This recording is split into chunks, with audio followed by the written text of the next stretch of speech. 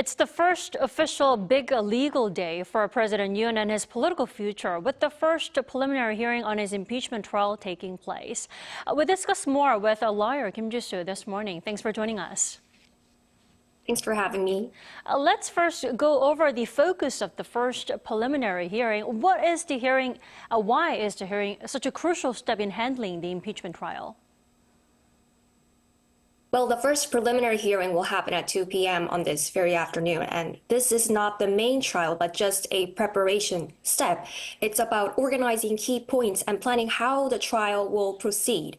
And both sides will send their lawyers to explain their basic positions and share how they will plan to improve their arguments. And it's more like setting the stage for the real trial, which usually comes after 2 to 3 of these preparation sessions.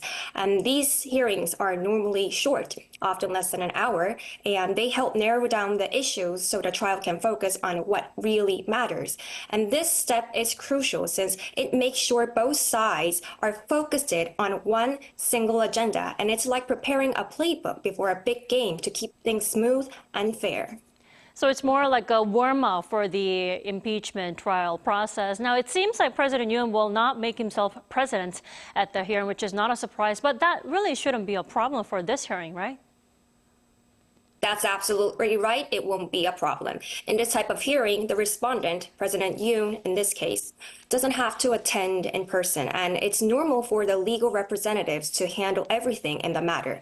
And the main goal of this session is to prepare for the trial, not to argue the case. So in short, his absence isn't idle, but it won't stop the process from moving forward. Right, so Yoon not being present, but it looks like he's nearly done forming his legal team since he is sending a legal representative to the session later this afternoon. Now, does that mean the impeachment trial process is right on track from now on? Yes, it definitely seems so. President Yoon has finalized his legal team, and his representatives, including lawyers Peo Yoon, are set to attend the preliminary hearing today at 2 p.m. And from now on, the focus will shift to preparing for the main trial. And it's not just the hearing. President Yoon hasn't shown up for any of the summons requested by the special investigation team. That's why the team has issued another summons for the third time yesterday. Now, can President Yoon still refuse to show up now that he appears to have secured a legal representation, or is it a separate matter?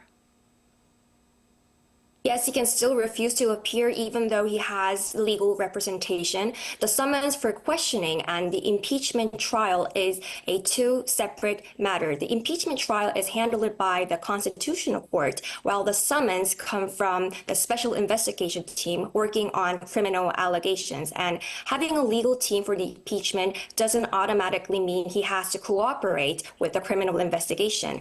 And President Yoon's team could argue that he doesn't need to comply with the summon for now, and possibly citing his presidential duties or focusing on the impeachment trial, and refusing might raise questions about transparency and his accountability.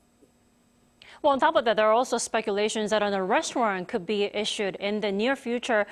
Let's say that does happen. Can he be arrested immediately? I mean, is there anything he can do under an arrest warrant?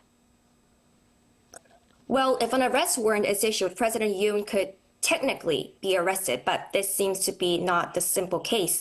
Well, first, as a sitting president, President Yoon will not be under the presidential immunity since the charges against him includes treason.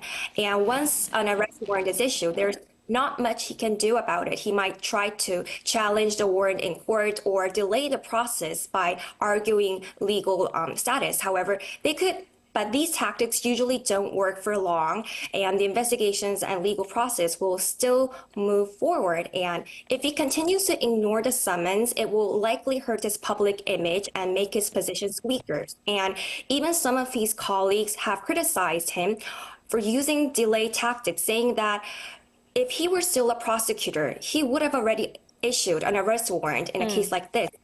It's becoming clear that time is running out for these stalling tactics. Alrighty, thank you so much for joining us again this morning, Ms. Kim. We appreciate it. Thank you.